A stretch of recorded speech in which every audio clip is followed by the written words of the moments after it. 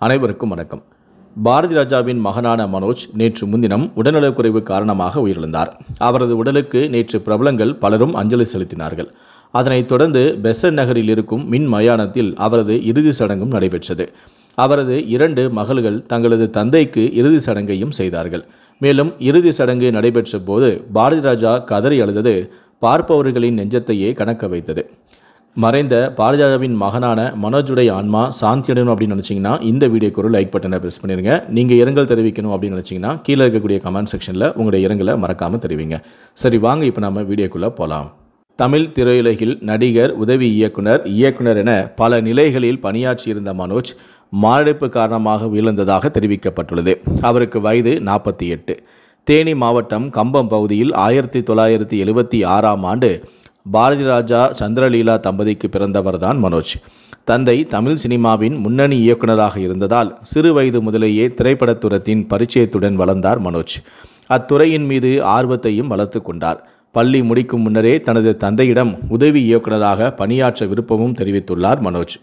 ஆனால் பாரதி ராஜாவோ வேறு ஒரு இயக்குநருடன் பணியாற்றுமாறும் அறிவுறுத்த அடுத்த சில நாட்களிலேயே மணிரத்னம் இயக்கத்தில் பம்பாய் திரைப்படத்தில் உதவி இயக்குநராக பணியை தொடங்கினார் மனோஜ். என்றுமே தனது காட்ஃபாதர் என்று மணிரத்னத்தையே குறிப்பிட்டுள்ளார் மனோஜ். இதன் பின் பாரதி ராஜாவின் தமிழ் செல்வன் திரைப்படத்தில் உதவி இயக்குநராக பணியாற்றிய மனோஜ் திரைப்படம் இயக்கும் தன் ஆர்வத்தையும் அப்பாவிடம் கூறினார். ஆனால் நடிகனாக தன்னால் சாதிக்க முடியாததை மகன் சாதிக்க வேண்டும் என விரும்பிய பாரதி ராஜாவோ மனோஜை நடிகனாக சொன்னார். அதன் பிறகே மனோஜ் நடிகனாக தன்னுடைய பாதையை மாற்றியும் கொண்டார்.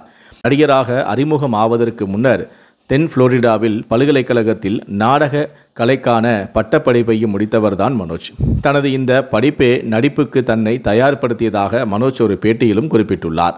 பின் 1999ஆம் ஆண்டு தந்தையான பாரதி ராஜாவின் இயக்கத்தில் தாஜ்மஹால் என்ற படத்தின் மூலம் கதாநாயகனாக அறிமுகமானார் மனோஜ். இந்த திரைப்படம் அவருக்கு வெற்றி தேடி தரவில்லை என்றாலும் ஏஆர் ரஹ்மானின் இசையில் பாடல்கள் அனைத்துமே மிகப்பெரிய அளவில் வெற்றியும் பெற்றன. இதன் பின் KS ரவிக்குமார் இயக்கத்தில் சமுத்திரம் திரைப்படத்தில் நடிகரான சரத்குமாரின் தம்பிகளில் ஒருவராக முக்கியமான கதாபாத்திரத்தை ஏற்று நடித்திருந்தார். இந்த படம் மிகப்பெரிய வெற்றி படமாக அமைந்தது. இதன் பிறகு மீண்டும் பாரதி ராஜா இயக்கத்தில் கடல் பூக்கள் படத்தில் நடிகரான முரளியுடன் இணை நாயகனாக நடித்தார். இதுவும் தோல்வி படமாக அமைந்தாலும் பாரதி ராஜா சிறந்த திரைக்கதைக்கான தேசிய விருதையும் வென்றார். தொடர்ந்து அமர்கலம், பார்த்தேன் ரசித்தேன் உள்ளிட்ட படங்களை இயக்கிய சரணின் இயக்கத்தில் அல்லி அர்ஜுனா, சூப்பர் குட் ஃபிலிம்ஸ் தயாரிப்பில் வருஷமெல்லாம் வசந்தம், பத்ம மகன் இயக்கத்தில் பல்லவன், பாரதி ராஜாவின் இயக்கத்தில் ஈரநிலா, அறிமுக இயக்குனரான TK குமாரின் சாதுரியன் உள்ளிட்ட படங்களிலும் கதாநாயகனாக நடித்தாலும் எதுவுமே அவருக்கு எதிர்பார்த்த வெற்றியை தரவில்லை.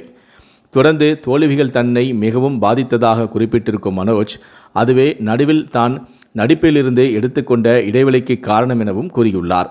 இந்த காலகட்டத்தில் மிகுந்த மன அழுத்தத்துக்கு உள்ளானதாகவும் தனது மனைவி மற்றும் குழந்தைகளை தனக்கு துணை நின்று ஆறுதல் கூறியதாகவும் குறிப்பிட்டும் உள்ளார். தனது தந்தை இயக்கத்தில் கமல்ஹாசன் நடித்த சிவப்பு ரோஜாக்கள் திரைப்படத்தின் 2ஆம் பாகத்தை படமாக்க மனோஜ் முயன்றிருக்கிறார். ஆனால் அந்த படம் தயாரிப்பு நிலைக்கு செல்லவில்லை. ஒவ்வொரு முறையும் சிவப்பு ரோஜாக்கள் கதையை கையில் எடுக்கும்போது தனக்கு தடங்கல்கள் வந்ததாகவும் மேலும் 3 திரைப்படங்களுக்கான கதைகளை எழுதினாலும் அவையும் திரைப்படமாகவில்லை என்பதையும் வருத்தத்துடன் பகிர்ந்துள்ளார் மனோஜ்.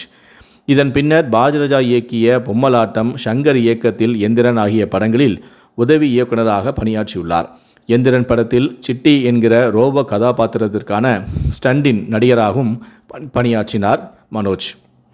கிட்டத்தட்ட 8 ஆண்டுகள் இடைவெளிக்கு பிறகு மீண்டும் தந்தையான பாரதி ராஜாவின் இயக்கத்தில் அன்னக்குடி திரைப்படத்தில் நடித்தார். ஆனால் இந்த படமும் இதற்கு பிறகு அவர் நடிப்பில் வெளியான படங்களும் தோல்வி படங்களாகவே அமைந்தன.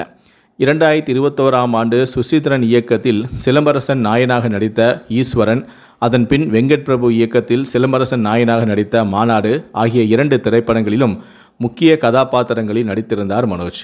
கடைசியாக 2022ஆம் ஆண்டு முத்தையா இயக்கத்தில் கார்த்திக் நாயனாக நடித்த விருமன் திரைப்படத்தில் நாயகனின் அண்ணனாக நடித்திருந்தார். இதுவே இவருக்கு நடிகராக கடைசி திரைப்படம். இதற்கு பின்னர் 2024ஆம் ஆண்டு ஒரு வெப்சீரிஸில் முக்கியமான கதாபாத்திரத்தில் மனோஜ் நடித்திருந்தார். பாரதி ராஜா நடத்தி வரும் திரைப்பட கல்லூரி மாணவர்களுடன் இணைந்து 2018ஆம் ஆண்டு பவித்ரா என்கிற குறும்படத்தையும் இயக்கினார் மனோஜ். தனது இயக்கும் திறமை, தனது தந்தையிடம் காட்டவே இதை செய்ததாக கூறியுள்ளார் மனோஜ். கடைசியாக 2023ஆம் ஆண்டு சுசீந்திரன் தயாரிப்பில் இளையராஜாவின் இசையில் தனது தந்தையான பாரதிராஜா நடிக்க மார்கழி திங்கள் என்கிற திரைப்படத்தின் மூலம் இயக்குனராக அறிமுகமானார் மனோஜ்.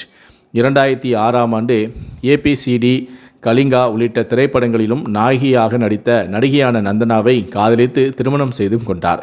இந்த தம்பதிகளுக்கு 2 மகள்களும் உள்ளனர். 8 வயதில் பியானோ பயிற்சியை பெற்ற மனோஜ் 12 வயதில் கிட்டார், கர்நாடக இசை, ட்ரம்ஸ் என முறையாக இசையையும் பயின்றிருக்கிறார். அவர் நாயகனாக அறிமுகமான தாஜ்மஹால் படத்திலேயே ஈச்சி எலுமிச்சி என்கிற பாடலை பாடி பாடகராகவும் அறிமுகமானார் மனோஜ். அதற்கு முன் 1998ஆம் ஆண்டு 16 வயதிலே என்கிற சுயாதீன பாடல் தொகுப்பை இயற்றியுள்ளார் மனோஜ். இதில் நடிகையான மீனாவை பாட வைத்தும் இருக்கிறார். இந்த ஆல்பமானது 2001ஆம் ஆண்டே வெளியானது.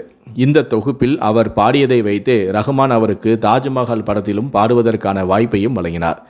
கடந்த மாதம் இருதய அறுவை சிகிச்சை செய்து கொண்டிருந்த மனோஜுக்கு கடந்த சில நாட்களாகவே உடல்நிலை சரியில்லாமல் இருந்ததாகவும் திடீரென மாரடைப்பால் அவர் 25 மார்ச் 2025 அன்று காலமானதாகவும் அறிவிக்கப்பட்டது. மனோஜ் பாரதிராஜாவின் மறைவுக்கு தமிழக முதலமைச்சரான மு.க. ஸ்டாலின், தமிழக காங்கிரஸ் தலைவரான G.K. வாசன் உள்ளிட்ட பல அரசியல் தலைவர்கள் நேரில் வந்து தங்களுடைய அஞ்சலியையும் செலுத்தினார்கள். மேலும் இவருடைய திடீர் மரணமானது தங்களுக்கு மிகப்பெரிய அதிர்ச்சியை தந்துள்ளதாகவும் அவர்கள் குறிப்பிட்டும் உள்ளனர்.